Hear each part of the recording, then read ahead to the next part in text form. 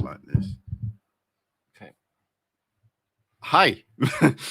Hey guys, if you can see this right now, I just want to welcome you to the Disclosure Team YouTube channel. It's been a long day. We've been on Instagram Live. We've been doing other lives, but tonight we have a very, very special panel discussion with some of my favorite people in this subject from UAP Media UK.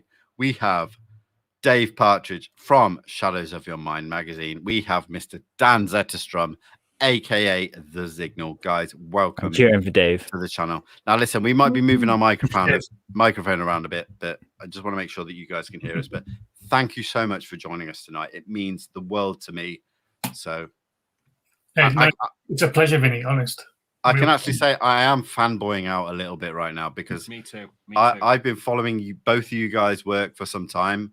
Dave, your magazine, we just spoke off screen. It reminds me of my days in the 90s reading skateboard magazines and stuff. And it gives me that vibe of this is where I go for my information and my interviews and stuff.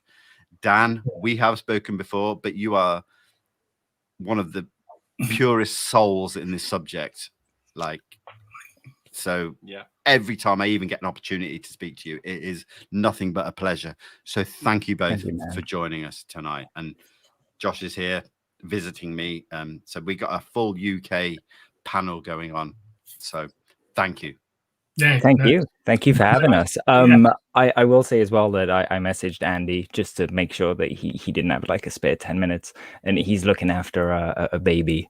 So in the interest of, keeping it alive and stuff, he's going to focus on that, but he sends his regards and said that he would come on any other time. That is so good of you. I am scared a little bit of Andy because he does such a good job. He is, again, you guys, again, are that next level that I aspire to. Andy, I admit I'm genuinely scared for the work that guy does. Like, I am not even close to that level. So I apologize to Andy for not reaching out. But I thank you, Dan, for reaching out on my behalf. I would love to have the full UAP Media UK team here for a discussion. So maybe in the future we can do that. But I think we may also be joined right now with Mr. Graeme Rendell. Oh. Graeme, can you hear us? Yeah, can you hear me now? Here he I is. can hear you loud and clear, Excellent. sir. Sorry, I was having some connection problems. I live out in the country, so things aren't exactly great in terms of modern technology. Not a problem at all. We're still using that. We still have outside toilets and chickens in the field and all the rest of it. We're just so glad that you could make it. Yeah. Graeme, thank you so much. It's a pleasure, Graeme. I'm personally a big fan, so it's a pleasure. Oh, thank you. Here. Pleasure. No, we were just saying right then to Dave and Dan, and myself, I am fanboying out right now because, 6 months ago when I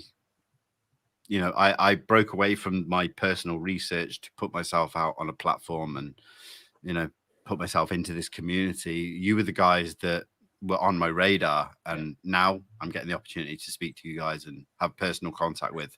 I cannot thank you enough for the work that you've done in inspiring me for where I go from here. Do you know what I mean? So thank you all so much. And this conversation tonight can go anywhere. There's no preconceived notions. There's no agendas. I've got questions for all of you, but let's just flow with it. So has anyone got anything they want to start off with? Well, I did want to say that bizarrely, if it hadn't been for the lockdown at the start of last year, then UAP Media UK wouldn't exist. Wow. And Shadows of Your Mind wouldn't have come back. Wow. So bizarrely, because we all had nothing else to do. Yeah. We were just bored off our tits. We just decided to, That's it.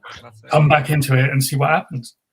Isn't it cool though to So is this like the inspiration behind it? And was COVID kind of like the Kickstarter then to start this movement off? And is that what you wanted to do? No, I think it was seeing another Scotsy Waring story in the Daily Express or the Daily Mail. Just him and his rock paintings on Mars or whatever he does, or shadows in Antarctica that look like Iron Man. But yeah, it was Andy and Dan who actually kicked it all off. Right. And I'll leave Dan to explain why. Go on, Dan. Well, it's kind of like I don't know if you guys ever heard of the chain of screaming, where it's kind of like you know, your boss in work will scream at you, then you come home and you scream at your loved ones, and then those loved ones scream at the dog, and it's like this big chain of screaming. This whole community is like this big chain of kind of buoyancy and helping each other. Because it was actually Ryan Sprague or Sprague. I always mix his name up, you know. I tried to learn it so many times. I'd say Ryan Sprague. Yeah, I think it's Sprague. Yeah. I'm going to say Ryan. I'm just going to stick with Ryan. Our friend Ryan. Ryan's cool. But it's crazy to me because I listened to Ryan's work for ages. And, you know, now it's awesome to be able to talk about him as a friend. But it was actually his conversations with the guys, I think it's Rogue Planet, where they all kind of, it's like Jason McCallum, and they occasionally have a few other people. And they all kind of have their own thing, but they kind of come together to form a kind of, you know, a UAP megazord, and they have all these kind of different skills that they bring to the table and really different viewpoints as well. You know, you probably won't agree with all of them, but together they really do something that none of them could do on their own. And that was kind of the inspiration for UAP Media. Yeah. But I mean, I could pick every one of you three guys out right now and start asking a million questions too. I'm gonna almost roulette it and go to Graeme Rendell. Graeme, and I suppose one of the reasons is that we've kind of almost crossed paths a few times through shows that we've been on and stuff, but behind the scenes, like, I've followed your work as well as everyone else's thoroughly, absolutely thoroughly, and I can honestly say that you've helped me out through work I've been doing, and I think that, do you mind if we touch on some of the older stuff as far as like World War II and the Foo Fighters go? Because no, go ahead. I'm happy to answer anything. I feel like that stuff doesn't get talked about enough now because we're so focused on all the stuff that's happening right now with, you know, all the cases going from 2004, 2019 and stuff. But can you start us off on just a little lead about your work in that field? Yeah, sure. I mean, thank you. Like everybody else, I think people are looking for a niche that can not exploit, but something they can actually get their teeth into, and something that they can be, you know, they can almost feel like they're relevant to the community, because we see a lot of people sort of just like either feeding off each other or just parroting the same sort of stuff. Whereas you know, you guys in Disclosure Team, you're coming up with some really good work, and everybody who I saw at UAP Media before I was invited to join, we're doing exactly the same thing. That we're coming out with some great content and research, and you know, people like Andy doing the podcast, Dave with the magazine, and Dan contributing to Andy's podcast, and all the stuff that Adam was doing behind the scenes.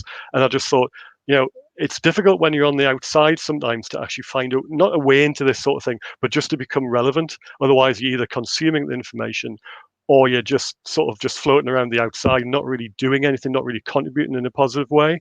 But because I've got a sort of background in kind of World War II, like, you know, historical information and looking at that, and I've got obviously an interest in aviation that's gone back since I was 4-year-old, and also this interest in UFOs since I was about 8 or 9, everything sort of coincided with the Foo Fighters. And I can't really, I mean, I have said different things to different people about how it started. It just sort of started in the same general area, just when those things collided in 2017. And I felt I can find something here. And it was just trying to find something that I could actually write about. And I started writing about the aviation side of things for the Debrief, albeit not entirely UFO related. And I did a few articles for them. But all the other times I was looking for a kind of way to contribute where I wasn't just doing the same as everybody else was doing. And I pitched something to Dave about Christmas last year, didn't I? And we're talking on the phone. Yeah, that was actually the Calvian article, would you believe? Wow. It's taken. We'll get into that, don't you worry. Yeah.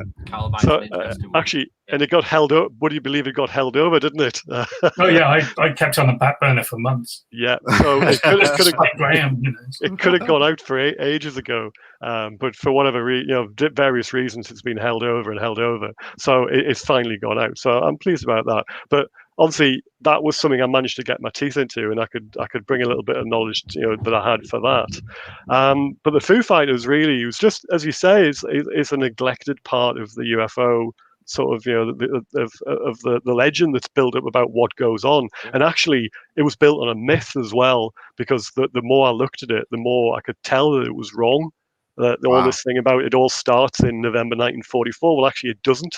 It goes on much before that. It goes back to 1940. So that was a story that I felt that nobody had told.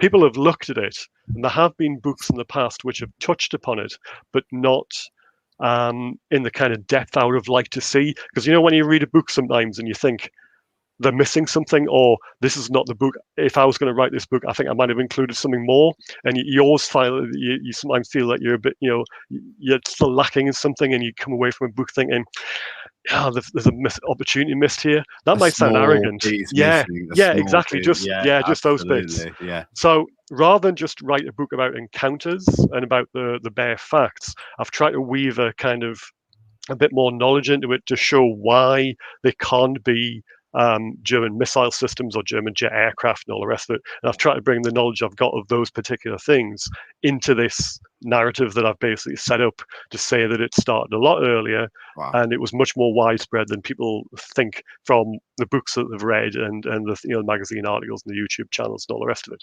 So yeah, that's where I'm coming from basically. That is incredible, and that is exactly why I love you, Graeme. And I've been following you for quite some time, and I do feel that subject gets looked at, and they look at the Foo Fighters, but like you said, it just needs to go that little bit further beyond, and look into the little bit of the background, like work out what's going on behind that. And man, I think we could talk about this for hours, but let's move on to Mr. Dave Partridge. Dave, thank you so much for agreeing to join me as well, because I have. I picked up on the magazine probably before I was aware of UAP Media UK. I'm the same as well. And it was something that I'd been missing, because even though it may be something online, I was flicking through it like I felt like I was a teenager again, looking through a glossy magazine that gave me the information that I needed every month or every few months or whatever it is. But how did you find that worked or contributed when you're dealing with the fact that it's not in print, it's in like a virtual format, that it really is competitive, or maybe not competitive, but no one else is doing it? Well, the only reason it is digital is because I can't afford to print it.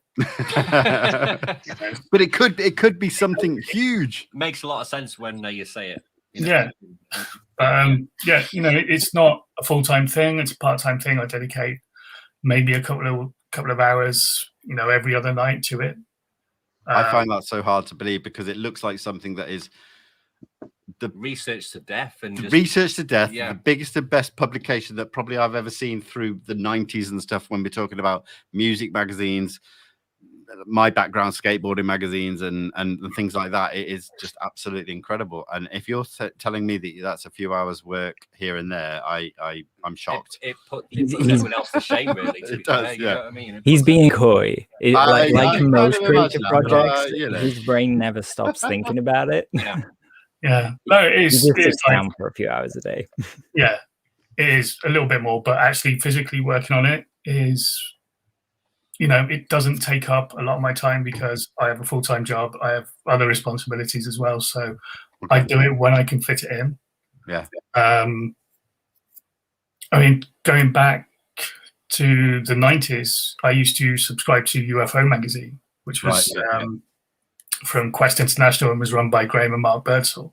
Yeah.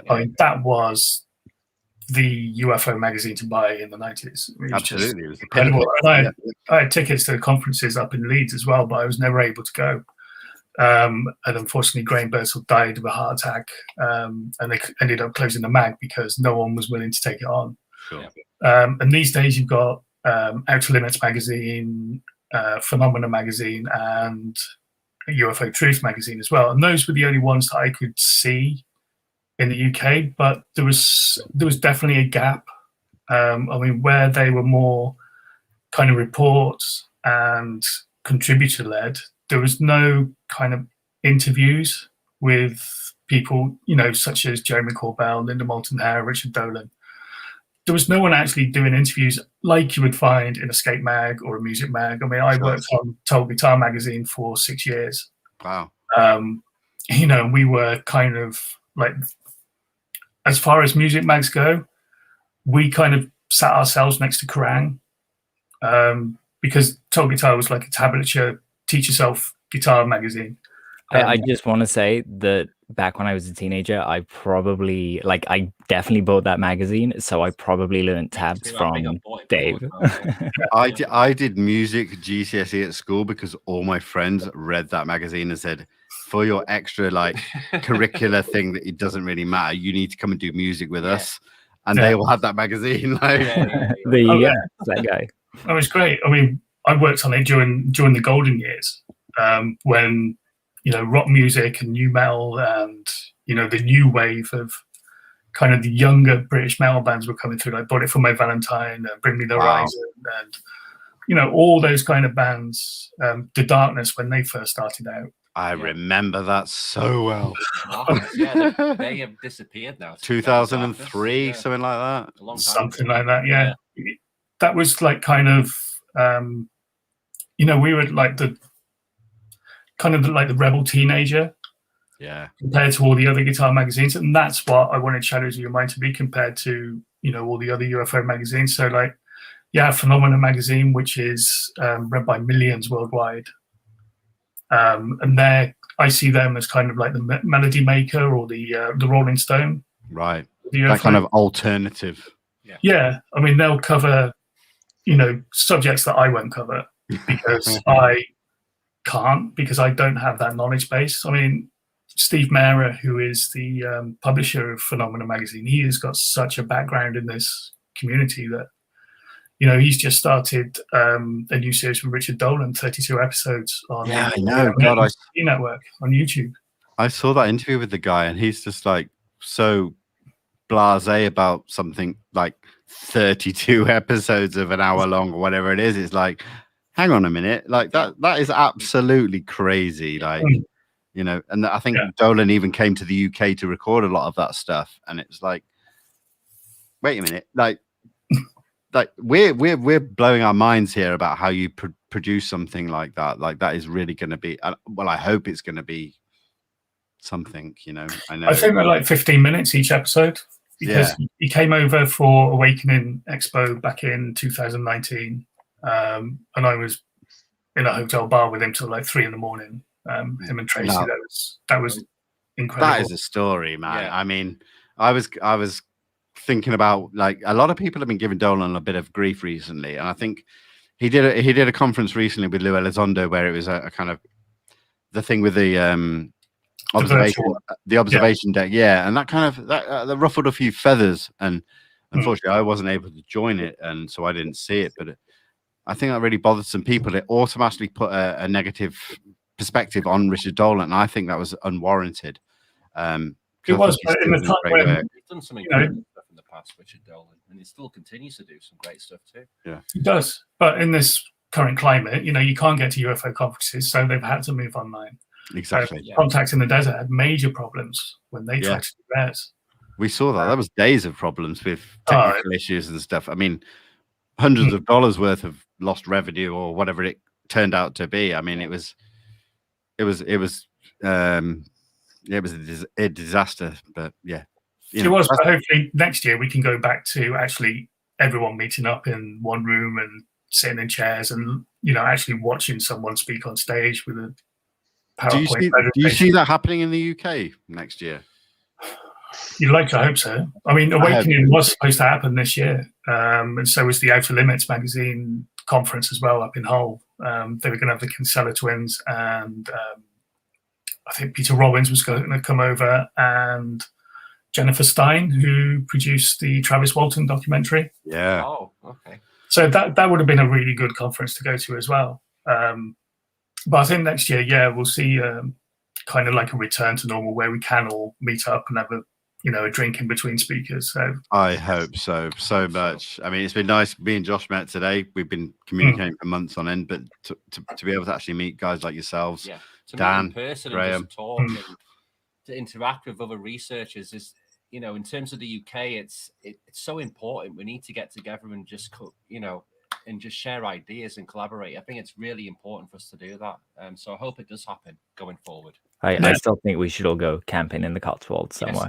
Yes, No, Dan. Let's go. Just go to Wales, man. I spent a week. Oh yeah, Wales let's do that. last Sure. week, and Yeah. I found a newfound love for Wales last week. It was something that I didn't even feel like I was in the UK. It was beautiful. It Are was you based in it was Wales, Dan, hot. as well? Are you based Yeah. Yeah. So do you know Gavin and Stacey? Yes. They're literally there. Pretty much. Okay, yeah. He's the only It's such a handy Dan iPhone. in the village. He's the only UFO researcher in the village. But you know, but like, I honestly, It's a beautiful place, Wales. To be fair, it's a beautiful. I was place. lucky because I went out there and Dan sent me these articles about Wales being a hotspot and that. So it automatically piqued me to go out every evening when my daughter was in bed and stuff to go and look in the skies. And so Dan, thank you, because it really did give me that little thing. I had this article that I kept referring back to, and yeah, I think Wales is actually more important than a lot of people realize as far as historical cases as well. And we're not just talking about Pentuck and things like that, you know. So The Welsh Dan, Triangle. Can any of you guys like give us any information on any historic Welsh cases, because I think they're out there. So it's funny you say that because Dave messaged me. Am I allowed to say this, Dave? No. I'm gonna say it. He messaged me the other day, and we were talking about that there are no kind of modern Welsh-focused UFO books, basically. So maybe in the future. I don't go any further. Don't get yourself in trouble. Yeah, I won't. Things are in the works, so Dan can tell. Things are in the works. Yeah, my one of the cases that sticks out to me that I always like to talk about was I think it's Three Cliffs Bay, and basically there was witnessed a craft going through rock, which is, you know, it's only a quick sighting, but it's another take on transmedium that we really don't talk about a lot. You know, solids are pretty important. We keep talking about undersea bases, but if that seafloor isn't a solid to them, then it's a different conversation. Makes a lot of sense. At Three Cliffs? Yeah. When was that? So that went through rock. A while back. You're saying, sorry, Dan, went through rock. Is that what you said? Yeah. Yeah. Am I getting the place wrong, Dave? Correct me if I am. There was a similar story in Stax Rock, just off in St. Bride's Bay in 78, I think, in the whole Broadhaven, the Diffed Enigma. You know, those same area, so I'm probably mixing up the name. But yeah, it's kind of got like this big overhang that you can kind of. You might be right. It's really cool. Yeah, you might be right. I've just never heard that one before, so I'm gonna look that one up. To be honest, I'm probably mistaken, and it's Stack Rock, but it's the same area. I've heard before, but it may well be something you're onto something completely different. So we'll have a look. But yeah, I mean, there's the Broadhaven, Littlehaven sightings of the late 70s. You know, you got the Broadhaven primary school interaction where all the kids were in the playground playing football, and they see something over in the next field coming up behind the trees, coming down. One kid goes inside to, you know, tell the teacher, quick, something in the next field. And some of the accounts vary, as they do in the aerial school encounter. Absolutely. Some people saw a being hop over the fence, or sorry, not hop, but more like float over the fence, over the stile. But he never approached them. But you have all these primary school children drawing pictures of what they saw, and they're all kind of similar. They are similar. Some of them have got lights on the top, some of them haven't. Some of them got the figure next to it, some of them got a ladder, some of them got a ramp.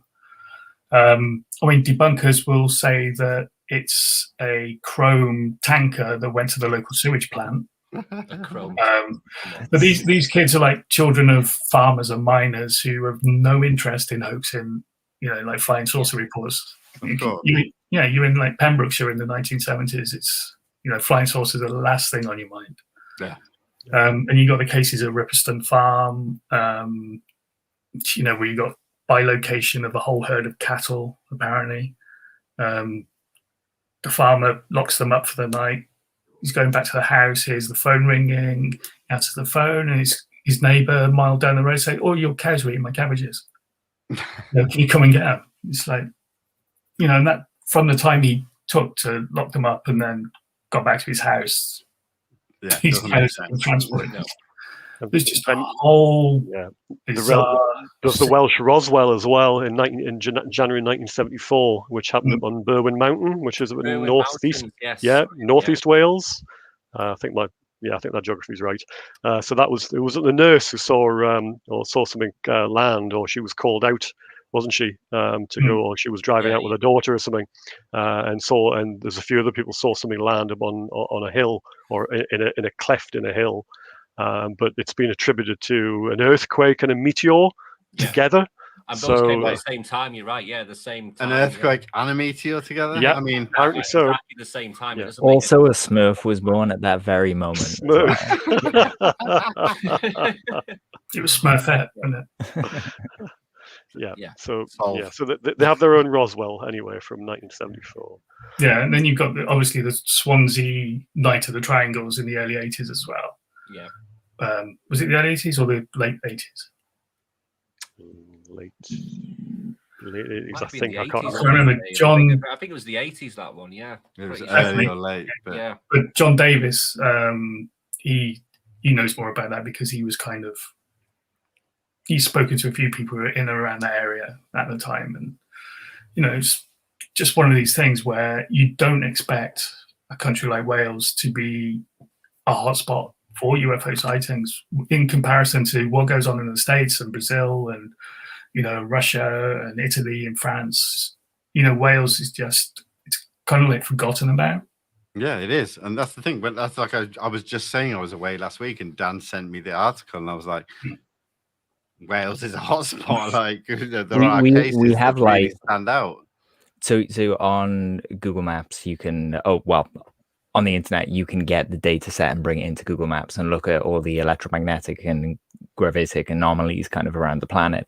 And there is consistently this kind of huge positive anomaly over basically Swansea and Broadhaven and all that area. And the same with North Wales as well. That kind of stretches across the channel, where a lot of, Irish sightings will kind of see the craft coming in from that area of ocean between the two countries. I was going to say, does it involve the ocean off the coast as well? But obviously you've just clarified that, and I think that's vital. Yeah, for sure. At the time of at the time of the Broadhaven sightings, you had a US presence around there because there was RAF Borsey, and the United States had set up a naval observation station. Right. And they were laying cable through St. Bride's Bay into the Irish Sea to search for Russian submarines. Also, they claimed, but it could have been like, the activity that was around there. It could have been searching for USOs. Who knows? Of course. Yeah. We don't hear about that either very often at all in any reports that I kind of dig into. The data becomes very vague when you touch upon the details of cases like that from where I've gone through what I've seen through MOD documents and stuff like that. So yeah, I find that very intriguing. Isn't there a lot of naturally produced uranium in Wales as well, in the rocks? That is a connection. I was just going to bring up the mining connection. Wales is very much a mining country. If you look at it kind of topographically. School case as well, that was like close to, I think that was close to a mine as well, the uranium mine. Yeah. There's a connection there. For sure. We're basically a bunch of people kind of clinging on to this big mountain we call Wales. And it's just full of mines, and the whole culture here is kind of based around it. I still have friends who they have possessions from their granddad that are kind of treasured family possessions because granddad used the light down in the mine or something like that. So big UFO activity here, big mining. But I don't think they weren't uranium mines. I think uranium byproducts possibly, especially in Wales, they weren't high consistency of just uranium. It was maybe because it is a byproduct of other minerals. Possibly because there was a big copper mining industry around Swansea. Exactly. Right? I think that's where it kind of made its money. Yeah, I think that's the same in things like the Ariel School case, when people have said there were uranium mines nearby, and there's no evidence of that at all. But that could have been an interest about the UAP that visited there back in the day. But there were copper mines, gold mines, and other precious metals. Yeah. But the byproduct of a lot of those metals was uranium, so there could be trace things, and that could possibly be the same case in Wales as well. So could be. Have you seen? Have you seen the new On the Trail of UFOs from Small Town Monsters? I have, yeah. Very Very, interesting. very good. Yeah. The Dark Sky, based in West Virginia. You know, Seth Breedlove, Shannon LeGros going out. Very, very interesting. And I appreciate that documentary. Seth Breedlove, he brings up the coal mining industry and, you know, around these towns in West Virginia, and asking if there is a link to the UFO sightings as well. Yeah. I mean, it came out Friday, didn't it? Well, I was lucky enough to have an advanced screening about a month ago, so I've written a review of it that I'm going to release in a few days. But it was great to see something different from the mainstream. It was just based on that prime position within the US that is just like almost like a town, focusing on that area, that state and stuff. Yeah. So, and again, bringing in the mines. You know, are these mines big enough to accommodate something flying into or flying out of? Yeah. And how far down do they go? Sure. Yeah.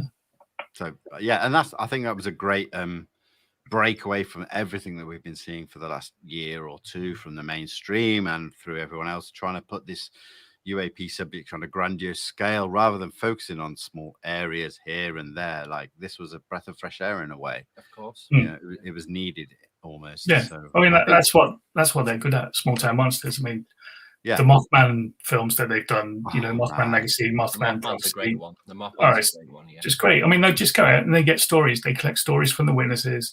They collect stories from the researchers, you know, little known researchers that don't get the attention. Their history in the cryptozoology realm is great. And I never talk about that because I want to be, you know, a UAP researcher, but I mean, I could go back years looking into cryptozoology, Bigfoot. Mothman was something that scared me in my teens when I first read about it when I was 12 or 13. The concept of a Mothman there. It was like 40 years ago I read about that, and it was just went, oh, and I was like hiding into the covers. Yeah. And it's one of them stories when you still see witnesses talking about it now, that's very little has changed from that original testimony as well. And like, it's mind-boggling. I love it. When I first watched the Mothman, you know, the prophecies in the film with Richard Gere. It's like the one with, yeah, and the first bit where he's rang by Indrid Cold, that name still like had shivers down the back of my spine when I heard that name again. That name crops up everywhere though. Not even necessarily in Mothman, but just in other stories. Like, I saw something about a year ago, and I can't even recall the name of the series. But came up in Hellier as well. Hellier. Yeah. That's it. There you go. I didn't even understand Hellier when I watched it, and I felt like I didn't know what they were getting at. It was like a modern day crypto something or other. Freaked me out. But even George Knapp, I mean, he's done a video a couple of days ago, I think, on Mystery Wire with like the connection between like the UAP and like the crypto like. There's like a connection there. He's done a video a couple of days ago about it. Stuff possibly with Skinwalker Ranch as well. Yeah. I mean, I think that I'm a bit confused about why that's coming back in to the mainstream. Yes, we've got Brandon Fugel and his TV series, which personally I found very intriguing and interesting. I think the work they're doing was great. What do you guys think about that? I assume you've all seen that. So I know Dan, you're probably the first person I would love to speak to that because of your absolutely beautiful artwork that you did about the mesa and stuff. So the absolutely beautiful. Thank you. I enjoyed the second season. I think it could have done with being a little bit shorter. There were a couple of segments where I was like, they're gonna get a lot of stick for this. But there were, you know, on the balance of things, there were some incredible segments. We had the UFO sighting from two different points of view. You know, we had some triangulation data kind of there. We also had by the way, Graeme and Dave, if you haven't seen this, I'm totally ruining it for you now. Spoiler! Go and watch it though. It's worth it. No, I'm good. I've seen it. Oh, but the bit where on Homestead 2, where they kind of they do the prayer, and Were we the talking about kind the of eye the that cold forms? Yeah, kind yeah. of falls down, and the eye that forms, that was super intriguing. I would just, if I was them, I would just be doing that every single night after that. But have you just seen filming the, it have you over seen and the over and over knockback again. they've got over the last couple of weeks? It has been pretty brutal about how you need to take those same tests to a different location to be able to compare the data. Whereas, you may be 10 miles away, 20 miles away, and you may still get that data from somewhere else just because of the equipment. It may not be necessary to the prayer and stuff. I kind of understand that to a degree, but then I think they know what they're doing with Travis Taylor and stuff like that. So I don't know. Yeah. There was meant to be a website portal probe, wasn't there, that would kind of house all the data that we saw in the show, but without that, there's no way to corroborate what we're seeing on screen. And it would go, like you said, it would go a long way to it really showing would. that these I've things reached are out to really Brandon anomalous. Fugel a few times, and he's responded, but not as in a yes, I'll speak to you kind of thing. Like, it's worth mentioning that it's only been broadcast in the States at the moment, but it is going to be on the History Channel in August. The whole thing. August the 9th, I think. To be honest as well, Right. I think Brandon Fugel did an interview from when we were doing this live last night on Coast to Coast with George Knapp, and I've yet to hear that. So maybe he did allude to talking about investigations current. Now, I asked him the question today, is that current as in season 2, the end of, or is it stuff since then? I think that's what needs to be clarified a little bit. I know they go away for like winters and stuff and then come back, but I think the time scale. They should just leave the cameras on and let us watch them. I would happily just sit there, I would buy a screen, and that would be my Skinwalker screen. I completely agree. Yeah. I mean, what I want to know is what happened to the alpacas that they had there. Because we saw them in the first series, we saw them being attacked by something, and then they're not there anymore. Well, that was the one bit that I think it was Thomas where he said that he thought they kind of drummed the drama a bit, and it was the only bit he found distasteful because he said it was basically just a predator attack. So. I'm jumping to conclusions, but I would imagine they just moved them off because they were more susceptible than they thought. Yeah, but the thing is as well, we've seen interviews with Dragon a lot outside of the show and stuff, and even a few things with Brandon Fugel, but not heard so much from Thomas Winterton as much. So I think it's a little bit difficult to really pinpoint where the facts are coming from. And I know Brandon Fugel has said that what you see on the screen from the series really is the facts. They don't gloss over anything. They don't dramatize it or hype it up. But then, all you have to do is take that on faith. And is that enough? It's a TV show at the end of the day. Is that enough? Of course, it's going to be dramatization. It's a TV show. That's the bit that gets me, I'm afraid. From to be honest, I haven't seen the first episode, the first series at all, and I've only seen the first 3 or 4 from the second series, courtesy of Mr. Zetterstrom. Of course. And I got a bit, to be honest, there's a couple of them I got a bit bored with, and I got a bit frustrated with, because I don't like this kind of History Channel dramatization and the kind of thing where they look at each other and then there's a bit of a silence and should I do that? Oh yes, we'll do that. Oh, wait. Join in after the break after they decide to do that. The male model kind of poses from the old catalogs, going. Like this kind of stuff, and it really just pisses me off, I'm afraid. I understand that, but then it's frustrating when completely agree, Graeme. You hear Brandon Fugel say that the cameras are just there. They don't make us do anything. It's like, but at the same time, you've got to realize it's a TV show, so of course there's going to be drama. There's going to be acting. There's going to be dramatization. It's part and parcel of the job. Unfortunately, being TV. So I'll be the bad boy in the room, and I'll take all the flack for all the negative sort of comments about it. That's fine. I don't mind. I'll happily share it, Graeme. Well, Graeme, let's keep the focus on you then. One thing I did one thing I did want to talk to you about, and I'm going to completely flip the script and change the subject and bring it onto something that you've talked about a few times, is the Calvine case. Oh, yes. Okay. So what I get from the Calvine case is that we know that it's or we did know or thought we knew that it has been classified to 2072, which I now believe is 2076. Yeah. According to Strafe Wilson in the document that he in received the from the FOIA MOD, which he request. shared at the weekend, yes, 2076 now. Which is And that's come enough. out of nowhere. It has. Yeah. But what seems to be the case is that all that does is protect the identities of the people rather than the Not photographic the actual evidence. photo. It's like the guys who actually took the photo themselves. That's So my question now is it even real? You know? Yeah, I mean, I've talked with Dr. David Clark, who helped me with a part of the article about that particular issue, Right. about why it's been sort of closed down until 2076 now. Yeah.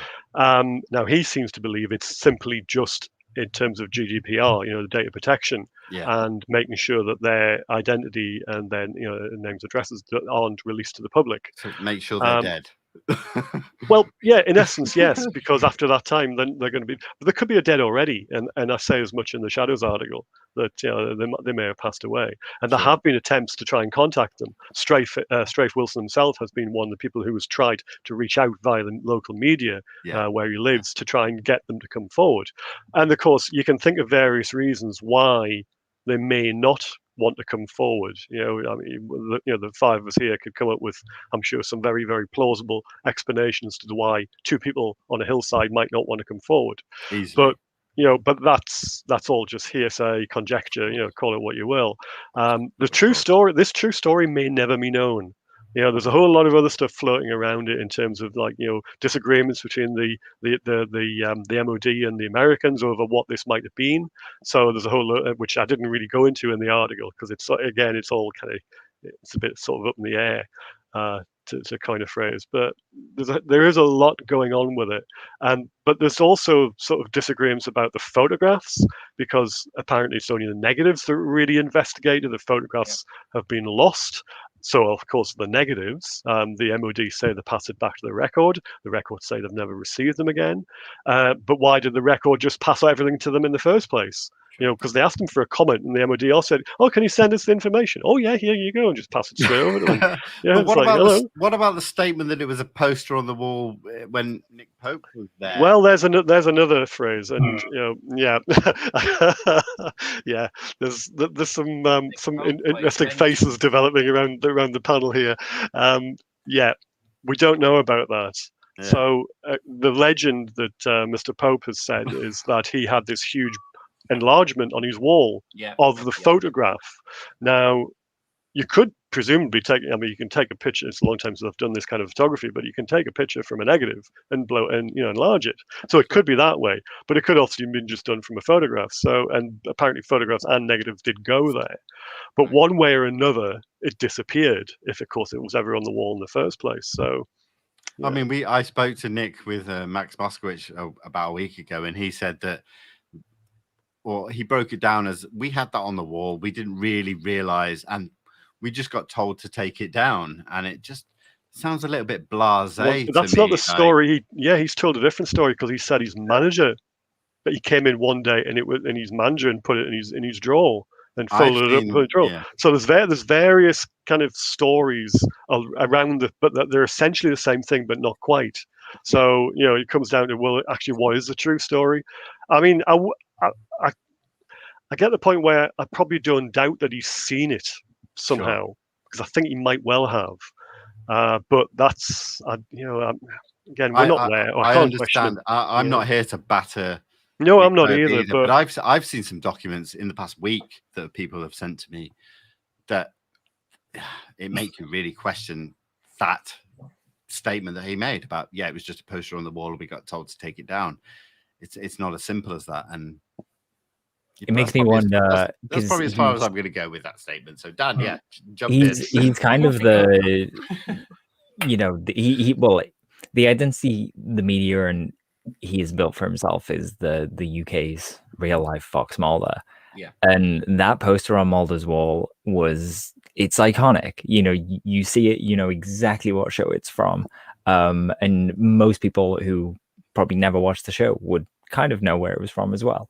Sure. So I think it's just kind of one of these little pieces of myth indulged in narrative to kind of bolster a bigger story, Like but not maliciously so. I don't think, just a little piece, you know. Yeah. No, there's the other story as well, that the MOD offices are supposed to be kept so clinical that you're not allowed any personal effects, or you're not allowed to put posters up on your wall, or any kind of decorative elements that humanize the office. Yeah. A bit like the TVA in the Loki series. Oh, yeah. It's supposed to be clean, and that's it. So that's the other reason that it may have been taken down, is because you're not allowed any crap on the wall. Yeah, but when we get into that realm of speculation, it just becomes another story in another year, in another realm of what if these and buts. This story has so many things wrong with it. I mean, I don't mean wrong in terms of it's a hoax, just that there's problems about the witnesses, the fact that they've never come forward. Yeah. Yeah. So you have to wonder about what's the story with them. There's a story of the craft itself, whether it is something, extraterrestrial, terrestrial, or just something mundane, albeit very, very secret. And is it American? Was it ours? Yeah. Why were the RAF aircraft in concert with it, or were they in concert with it, where they just happened to be in the area? But why were they flying around a part of Scotland at a low level on a Saturday night? That makes no sense whatsoever. And they weren't coming back from an air show or anything, because that wouldn't be the route they'd use. No. So it was a weird place. I've actually put a fire in, fun enough, recently, just for the into the low flying cell, or the low flying squadron, which books slots for low flying in parts of the country, to see whether they've got any kind of records they can give me for that particular day, just so I can maybe build up some kind of picture. I don't expect anything. No. I'm sure I can come up with excuses why they won't give me the information, but it's worth a try. Sure. But I've heard controversies on a similar scale with the Cosford incident as well, because of that kind of, you get to that level of possibility but lack of evidence. Yeah. Then I've heard through people about the discomfort of the testimony from the witnesses who were there through the military, saying that, again, I don't mean to, I'm not calling out Nick Pope, but that he's misinterpreted something of what they've said as well. And I know that's a case where it's not got definitive evidence or anything, and it's so many years have gone by that it becomes kind of storytelling rather than factual information. I don't know if you know anything about that, Graeme. But... Yeah, I've heard the story about it. I've also got a book up here which tells a little bit more about it, which I reviewed for Shadows. But again, it's one of those ones where you've got all these bits where you say you can't verify them, you can't corroborate, and it's just you hit a dead end.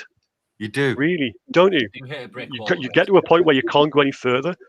You're a brick wall because the MOD won't give you the information, or can't give you the information, whichever way around it is, and you just come to a grinding halt. I go back to Calvin. Sorry, I'll just go back to Calvin for a second. You've got all those official styles that came out, but they don't really tell you anything.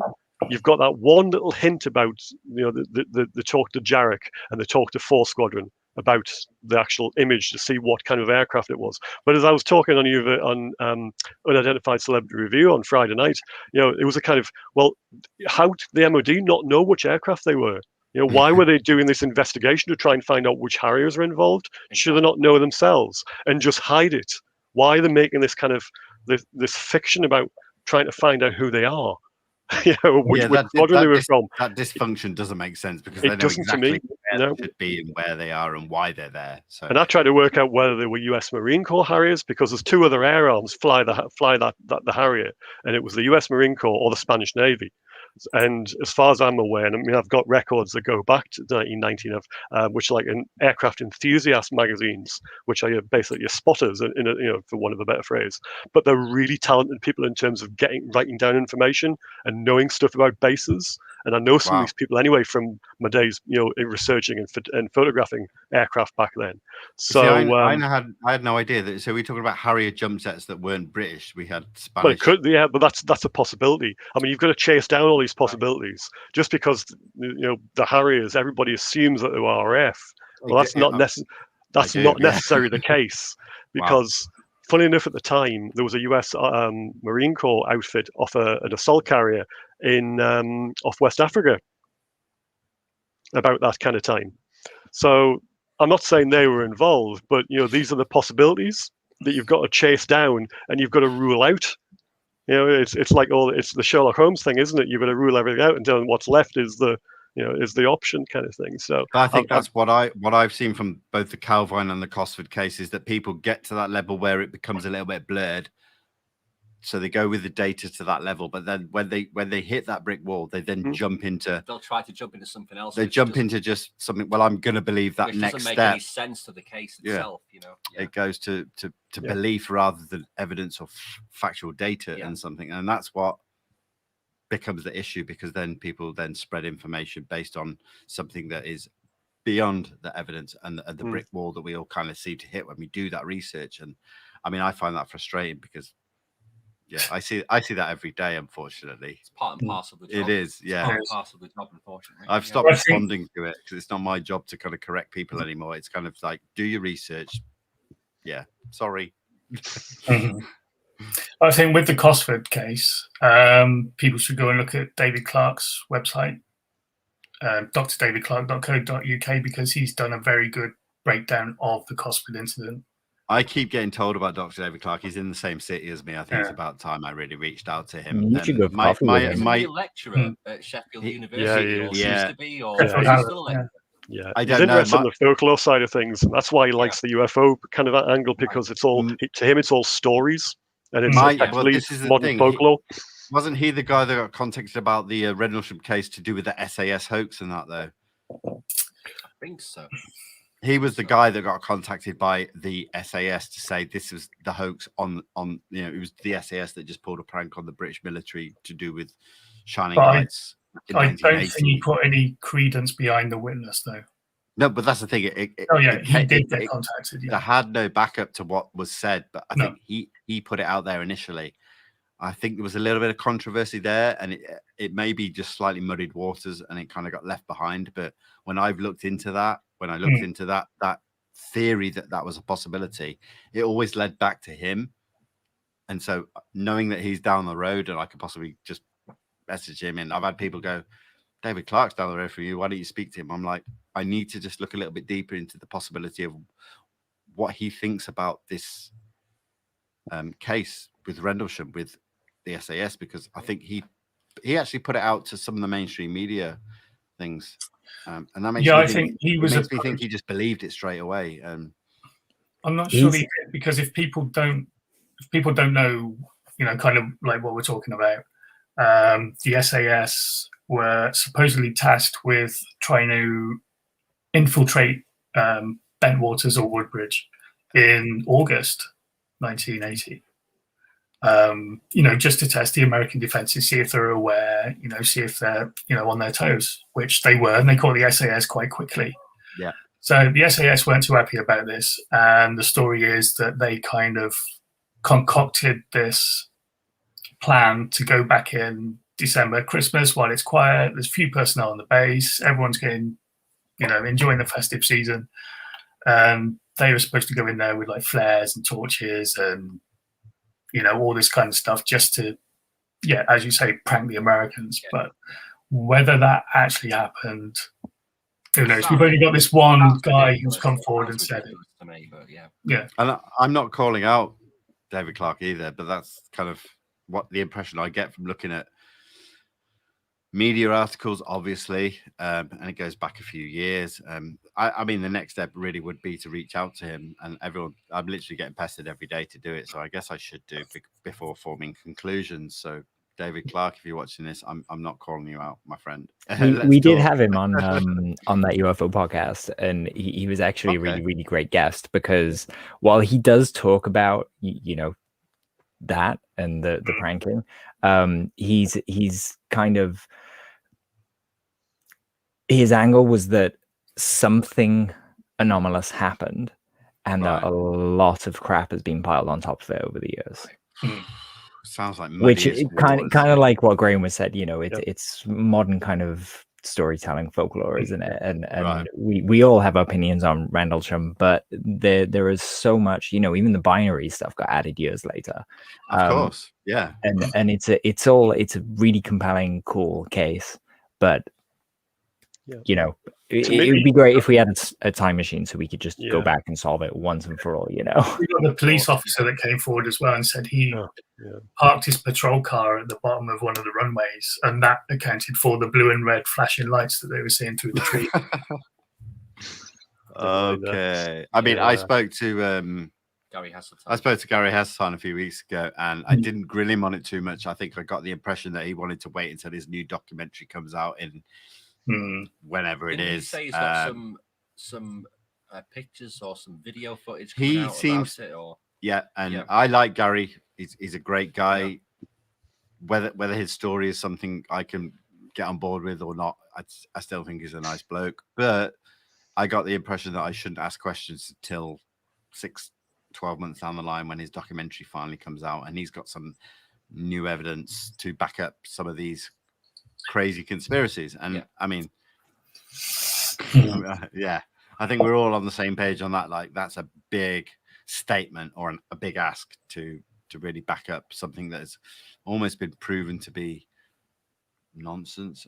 Dare I say it? I mean, I'm not the main problem with that documentary is the witness involved, who has been outed as kind of embellishing his involvement. Can we say? And that's the thing. Most people know I'm really diplomatic about how I talk about it because, like I say, I like Gary. He's a great bloke, and I don't want to discredit him as a person, and maybe even the stuff he's doing with ISA and that. But we have to be cautious about the stories. Going back to Rendlesham and exactly what you just said then, Dave, that it almost needs to be almost proven that the embellishment is legitimate. You know. Yeah, I mean, it's like what's happening with the Travis Walton case now as well. Mike Rogers has come out and, you know, he's got a grudge for some reason, being left out of certain... Cough. No, I mean, I spoke to Erica Lukes and Scott Brown the day after they did their second video the other night, and my brain is fried on that case right now. I don't know what to believe. It is so up in the air right now. It's a complicated one. It's a really great example of why we just need kind of short, sweet little data packages of this is the UAP, this is the 3D airspace, this is what happened, this is the the radio and the audio. We've got 8 hours of something that still doesn't give you any kind of conclusive direction and stuff. It just muddies the waters. And I like the work that Scott Brown and Erica do, and they are good. I respect them, but they can't give answers because they don't know. And I think even, you know, there's one interview where it's Mike Rogers for 2 hours, and then it goes on to Ryan Gordon for 2 hours. So two completely conflicting things for 2 hours. At the end of 4 hours, whose brain is ever going to be in any kind of conscious state to understand one or the other? It's bananas. You know, something I was thinking about the other night along the lines of this, but not specifically to do with the Travis Walton case, was we have all these famous cases in ufology, whether they're abduction cases or just craft landing or just general cases. Yeah. What happens if one of the famous ones, turned out to be a sack of shit? What kind of ramifications would be felt across ufology? Graham, I mean, it's going to make you question every single case. Exactly. You know? And there will be one, no doubt, that is just complete, bollocks or whatever better word. You mean like say it, Greg. Well, there will be, won't there? There'll be one of them which everybody will be fooled by. I can't tell you which one off the top of my head, but there will be one which is completely and utterly made up, and they've done it for whatever reasons. And as you say, it's just had layers and layers of rubbish just piled on top of it to the point of where it's so obfuscated that nobody knows truth, fiction, lies, whatever. But somehow it comes out as, it's rubbish. And then where does that leave us? As you say, we'll just start chasing our tails, won't we? It puts us back to square one again, really. And in terms of like the skeptics out there, it just fuels the fire again. It's just gonna. It's just a frustrating time if that happens, really. Again, I don't think it puts us back to square one. It just makes us then jump back to the things that the UAPTF were doing, where they only went back to 2004. It's like, let's erase the muddy waters before 2004 for a while. Focus on the stuff that UAPTF are doing from 2004 onwards, where we've got data and stuff, and maybe that will come out. Then let's go back to the previous data when we maybe have got a UAPTF that are fully funded and fully staffed that can actually look back on that with time and money and resources and stuff where they don't get pushbacks from the Air Force or whoever. I mean, we're talking about serious pushbacks because we know the Air Force are really holding back from giving any information. And I know I've just jumped from what you were saying, Graeme, about stories from the past to what we're talking about modern times and that, but I think that's where the disconnect really is emphasized right now in everything that everybody's talking about, whether you're into this subject deeply like researchers are, or whether you're just following it through, you know, some of my family members maybe who happen to see it in the media when they're reading the Daily Mail or something like that, you know, God forbid the Star or the Sun, you know, like, and unfortunately, you know, I don't think I'm far from the everyday person, you know, so 2017 changed a lot, didn't it? Well, that's the thing. Maybe we could just expand on that a little bit. I mean, I don't want to just directly let's go, well, what are your thoughts on the UAPTF report? Because I think that's quite straightforward. But when we're talking about the conscious thing of everybody in this country, in the UK, and everyone in the US, and what we're expecting next, it's about the conversation in like the UK and where things can go from here. Where are we going to go? Are we going to get congressional hearings? Are we going to get public hearings? Are we going to get this or that? Where are we? Who wants to take it? Silence. I don't know where the UK Well, it's the big question now, isn't it? You know, we had that really great article from Chris Mellon. I say article. It was a blog post. I don't want to demean it. I'm so glad to see a lot of you guys reposted that as well. It's a great article, and you know he backs up what he said basically on Rogan a while back, where he proposed the Office of Strategic Anomaly Resolution, and that they would just deal with this on a day-to-day basis. And he of course went into a lot more detail about it. And I have no doubt that had he written that in like, you know, tomorrow, that he would have had a paragraph on Avi Loeb and the Galileo project as well. 100%, yeah. Well, I'm glad you brought that up, yeah. Because that, I mean, that's wonderful because it's like the UAPTF. They're kind of saying, you know what, we want our own data set. We don't want any that involve the stories from the past or kind of the muddy waters. We're going to build our own robust data set, and we're going to be talking about that. So when we have the conversation about UAP, we're not arguing about whether Mike Rogers and Travis Walton disagreed over a paycheck, you know? Yeah, but what we need is time, and we need fully funded task force like the UAPTF to be brought out to a bigger staff base, let's say, but be able to go back in time to touch on the Air Force, or I don't know,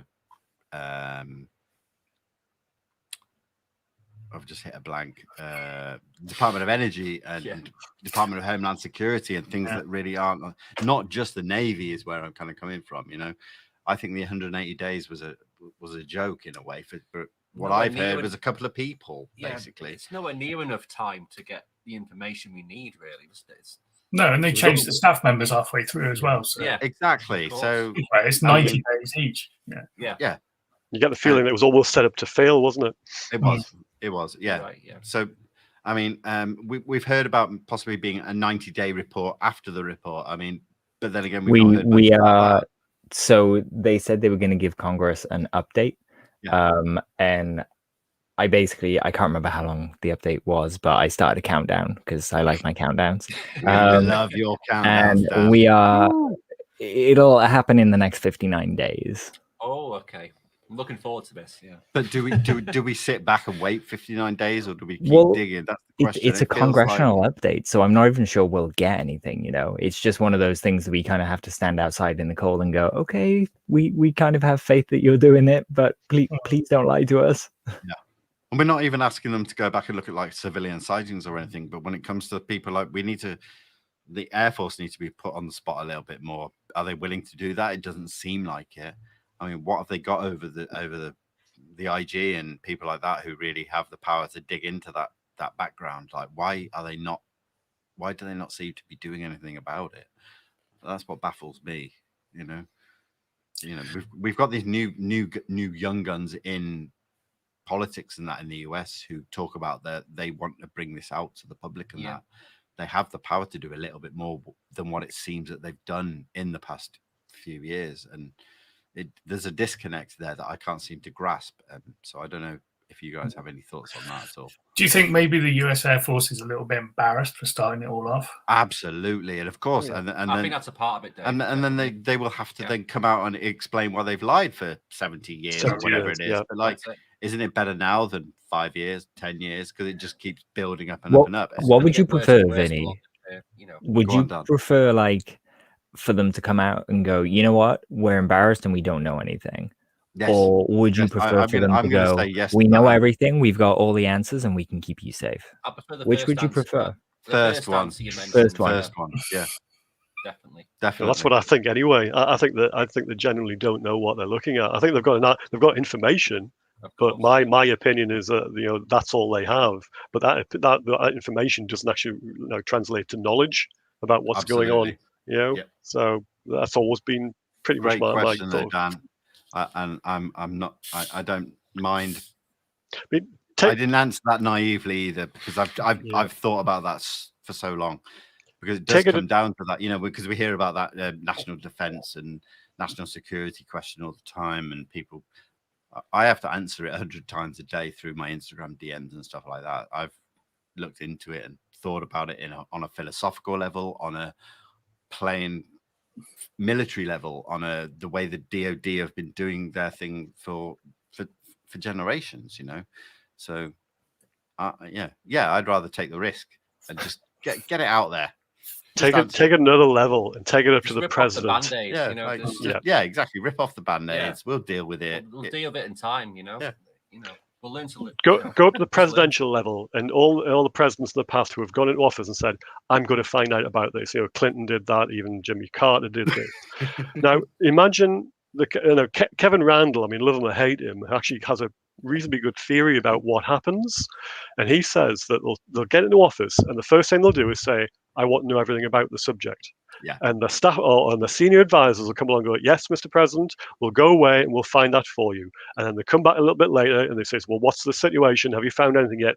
"Yeah, it's going to take a little bit of time, Mr. President. We're going to have to work at it because we haven't got all the information yet." Yeah. And then he goes away and forgets about it because there's all these other things happen. There's things in the Middle East, So things at many home, other and all the things. rest of it. And of course, it just the natural way that politics work just takes his attention away. So that's where he comes from. And actually, I subscribe to that quite a lot, because you can see with other parts of politics, people come into power with all these kind of grandiose ideas about what they're going to do and what they're going to change, and then you get there 5 years down the line and they've done nothing of the kind, because everything else takes their attention and takes that priority away. And I think it's pretty much the same with this as well. So people who think, "Oh, the president will be able to find out all this kind of stuff," I don't they're think they know deluding much, themselves. to be honest. I don't think they know much. I mean, They're the last. they're only there for about 4 to years. 8 years potentially. So Mm. I mean, how much are they actually told?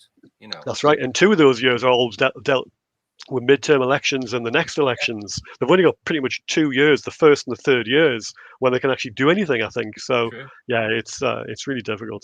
So we Yeah. shouldn't expect too much from them, I'm afraid. That's what delighted me about Obama's comments, because he seemed to, he spoke with gravitas on it. It wasn't knows a lot just more than what he's telling us, basically. Yeah, and he groks it as well. Just the gravity of what he was saying. He cut into a joke to go, no, for real. There are things out there that we don't know. What is it he said? We don't know Just the patterns tone of. as well. Just his tone, the way he was talking about it, you could tell he knows a lot more than what he was saying there. Definitely. Yeah, I think so. I'm just too. going to take 1 second shout at anybody that's just provided with a super chat. I normally call you guys out, but I've been so involved in this conversation, I apologize if I've missed your super chats. And I also want to give a shout out to Mr. Jeff Robert Blask for sending the t-shirts through. We're doing a merch plug tonight, so so thank you guys. I appreciate everyone being here. And yeah, Jeff's just put about the DOE having new interesting projects being funding, and one thing that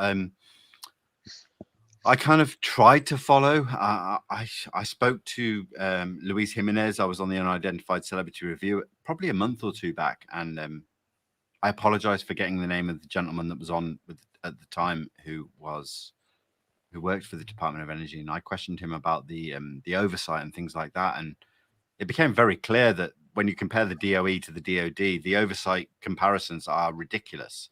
That the DOE have gone decades being able to get away with murder You know, well, they have an internal review process, right? So it's kind of like, are we behaving? Yes, we They are. mark their own homework, don't they? Yeah, but exactly. it's so different, isn't it? And I think I actually heard that's actually, there are people within the Pentagon or within those realms of the Defense Department that are actually trying to change that process now. Well, the IG, when the IG first popped up, and I went on the website, there was a report, which I've tried looking for this, and I'm not going to say there it's disappeared. I just can't find it. Wow. But basically, it was saying that this year there was a review of their review process in the Department of Energy, and that as of next year, they basically will be under the same review process as all the other departments. That's what I heard. Which They're going made to me try and kind of bring go, it into line almost. This is quite interesting timing wise, that your secrets could be shared with the other departments. It does change a lot of things on that concept, but go on, Dave. I was going to say, can you hear that noise though? It's like the sound of a million shredders being activated. Oh my gosh. But that's the thing, because they have got away with so much since probably the 70s, when they changed from the Atomic Energy Authority. Yeah. Well, it was the 50s, wasn't it? So I mean, they've had secrets since God knows when, haven't they? Yeah.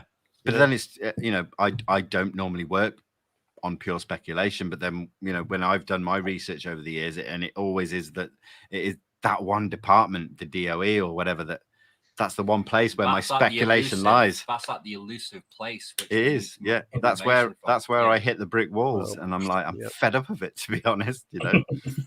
So who knows? So let's hope what you're saying, Dan, is right, because I heard that it was probably from Dan. Can you remind me who I'm talking about? I'm sure you were aware of who I was talking about on that show. You're dragging me into it. I really don't remember the name. The guy that Louise has every now and again. I know who you mean. Kevin Childress. There you go. I think it was. That's Thank you, Graham. Yeah, it was Kevin Childress. And I asked him the questions directly as well, and he gave me those clear, concise answers that really broke it down to the point where they have so many thousands of employees, but so many minimal people that look at the oversight to what's going on. So, yeah, thank you guys. It's crazy how different it was from the DOE to the DOD, and that really blew my mind. So, well, it's like trying to get information out of our government, isn't it? Yeah, I was going to say, good grief. Yeah. I mean, I get asked that question a lot. Like, do you think the MOD are still looking into UFOs? And I'm like, well, yeah, I think they are, but they are, yeah. I don't have any data. They were dropping files and documents every few years up until 10 years ago or whatever it was. I don't know, was it 2013 we got the last batch? 2009 was the time when the UFO desk was shut down, but it just seemed before 2009 we were getting things every few years, like a little dump here and there, and and then it stops, and then everyone thinks, oh well, they're just not looking into it anymore. Well, it never stops, though. Surely they're probably looking into it more, and they just found something, and maybe they just don't want to dump it on us. I don't know. Again, I'm cautious about how I go upon that. But what do you guys think? The House of Lords debate the other week.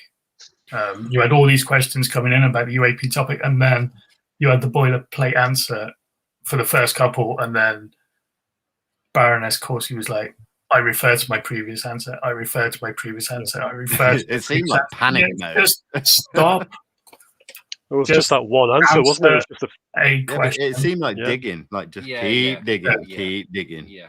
They're not going to move away. They're not going to move away from that 50-year kind of thing where we've never seen anything which is of defense interest. That's the line that they just kept taking. They kept taking, and that actually goes back to 2009 when the UFO desk was shut down, because that was Bob Ainsworth, who was the Labour Minister of Defence at the time, and they were the words he used to justify shutting it down, because they wanted to use the money elsewhere in the MOD. So that's why it was shut down at the time. But they've never moved away from that. And and things we've talked about, the three of us and in our group, was what would constitute an item of defence interest? What kind of threshold have you got to break through for the MOD to take these things seriously and to admit they're taking it seriously? But then we see the ramping up of the Navy in the US taking it seriously, and even putting in plans for the officers and sailors to report these things. From what I've seen, that we always follow what the US do. So surely we've almost jumped on board what they do and probably put something into plan for our sailors and military personnel. And there has to be something in place. I mean, surely. doesn't it make sense that we follow what they do because that's always been the case? Or have they simply just forgotten about it and they don't interpret it or look into it? Just doesn't seem viable in my. Well, you'd like my to think eyes. they just do it anyway, not just because the Americans do it, but because it's something that affects our airspace and the safety of our airmen and our service personnel, whether they're naval, army, air force, whatever. And you just think it would be something that you would do because the first duty of the government is to defend its country. So better to be safe than sorry. Exactly, yeah. So you'd like to think they do it for that reason, and that reason alone. And anything that comes into cooperation with another country, that's a secondary benefit. But you'd like to think they actually do it because it's the right thing to do. Yeah. I mean, would we have more success asking about the scientific implications rather than the defense implications? Good point. Because then that kind of diverts the question to a different minister in a different department. And they're going to have to say, well, if they think that UFOs or UAPs are of no scientific interest, that's going to make them look very stupid.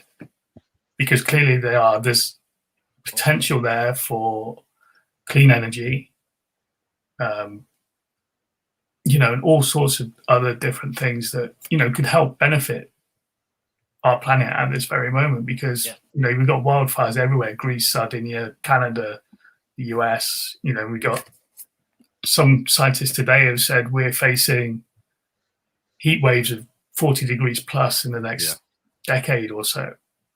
So wouldn't now be the time to be looking into this to try and reverse what we've caused in the past? Yeah, I mean, all we need to do is look at the recent flooding across Europe and other countries and stuff. That's and the heat wave we've shocking. been the last few weeks here. I mean, it's been I can't remember the last time it's been this hot in the UK. It's been crazy. Oh, that's just us being British, though. Yeah, it's a good point. It's a good point. Yeah. I mean, one extra thing I will say is in 1994, the European Union was going to allocate funds into UAP research. But it was on the behest of two Labour MPs, Glyn Ford and Robert Bowes, who started a press campaign in England to try and stop this, because they said the EU shouldn't be spending money on looking for little green men. That's crazy kind of when they say it like that. Down. Yeah. I tried to speak to Gary Heseltine about that as well, and he didn't really clarify on anything they're doing as far as this big corporation or whatever they are across the globe. When questioned upon it, I didn't get much clarification about any details, and it all just sounded a bit glossy. I don't know. It almost sounds like it's just the ideas are great, but then in practice, there's nothing there. I don't know. No, because if you're trying to get politicians and military staff who are reluctant to talk about what we're seeing over in the States, how are they going to start talking about potential extraterrestrial hypothesis? You can't make that jump. It's like try and go from the Tic Tac to the level of consciousness needed to be able to see it or to interact or to do CE5 in your back garden or anything like that. You're not going to get that huge step in the conversation. It's career suicide to a lot of people as well, exactly. Isn't it? So the stigma's still there, unfortunately. it is, and we keep thinking that it's dropping and that because we're seeing it in mainstream media reported here and there. It's so far behind the US, it's just crazy. You can't. The stigma's still there in the UK, unfortunately. So where do you guys think it's going to come from? Do you think the government are going to start divulging any more? Do you think it's going to come from more leaks, albeit Jeremy Corbell and things like that, or do you think it's just going to come from waiting and time and I think it's going to be a big pincer. I think we're going to experience seeing some things from the UAPTF, some things from places like the Galileo Project and UAPX and, OSIRIS, Skyhub, all this wonderful work that's going on. Great point there. UAPTX as well. But then we also have, scientists are deep into the whole quantum mechanics thing, where we're kind of uncovering this whole universe that we kind of didn't really understand, and only now we've got people, and again I'll mention Avi because he talks about that great Galileo story where people refused to put their eye to the telescope because it was such a huge paradigm shift for them, And we're kind of experiencing that with quantum stuffs as well.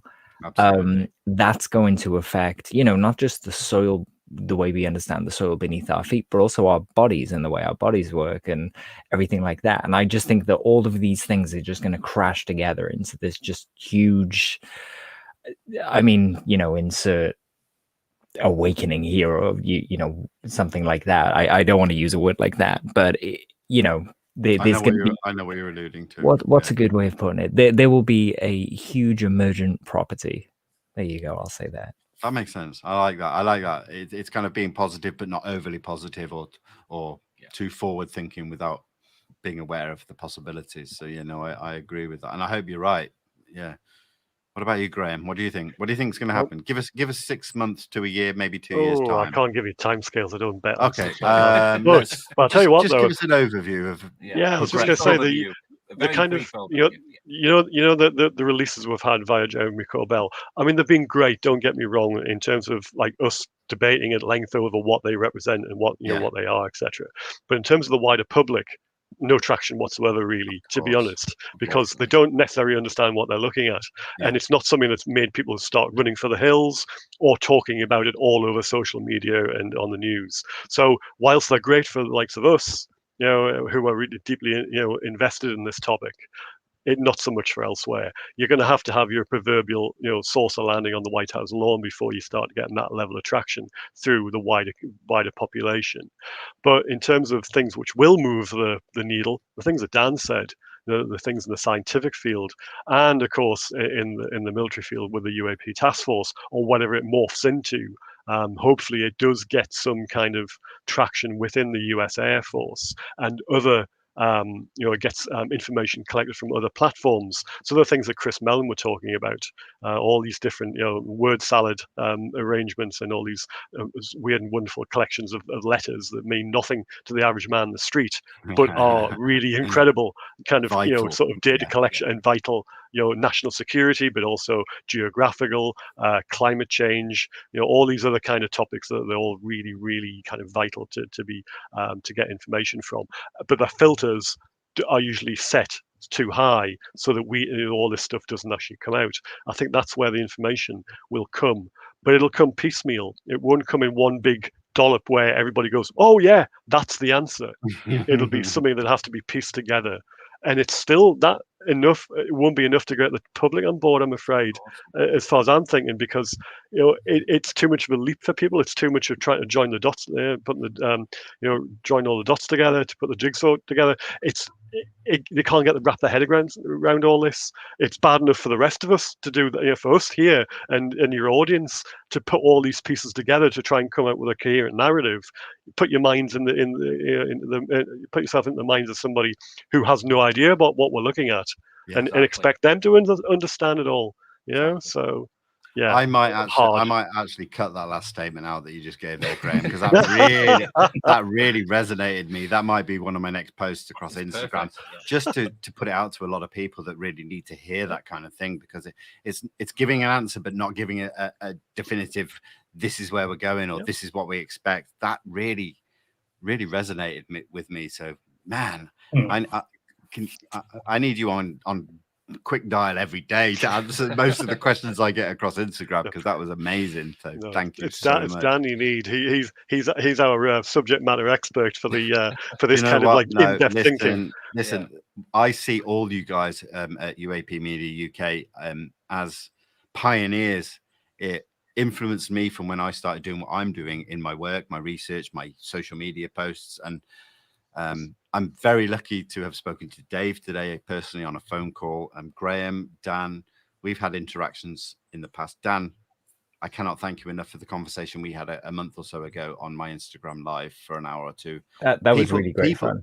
People still talk about that to this day with me in my DMs and that, and it really meant a lot to me.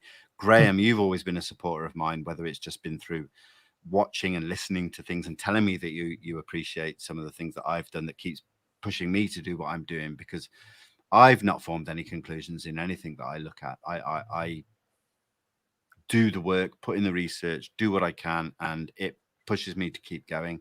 Dave, your magazine has been something that really resonated with me, from something that just makes me look back at my childhood from when magazines were the thing where you got information, and the way you do it, it's almost like never ending. It's timeless. So I cannot thank you enough for that as well. And I hope that between all of us, being UK based as well, that we can stick together, and maybe even, you know, with the end of COVID and that, and maybe conferences coming up in the UK in the next year or two, really meet up and form some friendships and bonds beyond just doing these interviews and stuff, because I love every single one of you and the work that you're doing. It's going to be important. I think in terms of collabs, I think going forward, I mean, in terms of the UK especially, we need to be more together. We need to bring people together. We're a bit far behind in terms of the US, in terms of the conversation. So it's really important that we do come together on this topic. But we're not behind. You know what I'm saying? We're not. But I know what you're saying. Yeah. No, and that's what I'm saying. We're not behind. And everybody, I get this every day. Like, what are you British doing, getting involved in our subject, aliens and stuff? I see that all the time, and it really bothers me. We are talking about it, but we don't have like the platform in terms of like the news and the media. We're not getting the coverage as what the US is getting. That's what I'm trying to explain. But we get it every day because of the internet. So frustrating. Listen, guys, we've kept you long enough. I hope that we could possibly do this again, whether it be individually or again as a panel discussion. All I want to do is thank you so much for your time. Thanks, guys. I really appreciate all great your to meet you, individual Josh, as work. well. Yeah, and you too, Dan, and you too, guys. I mean, I'm huge fans of yours anyway. So for me, I'm a bit starstruck to see you three here. To be honest. So yeah, it's been a pleasure to speak to you and just hear your stories. Yeah, I've had a great time. So thank you. Yeah, guys, it's been great. I mean, one thing I will add is I don't know if you saw that Jeremy Corbell said there's going to be new stuff dropping this week. We did. Oh, really? Okay, yeah. Yeah. Okay. So we'll say goodbye to everyone in the chat, and if you guys want to hang about, we'll have a little debrief off screen, and it'd be good to say goodbye to you privately. But thank you everyone for watching who's live. Everyone that watches this video after the fact, just know that we're trying to do our best here in the UK as well. We really do care about this subject as much as anybody in the US or anywhere in the world. So thank you for watching, and we'll do this again soon. So yeah, take care, guys. Definitely. And I'm probably going to go live on Instagram in 10 minutes. So come and jump on there. So yeah, take care. It's relentless. This guy is relentless. Honestly.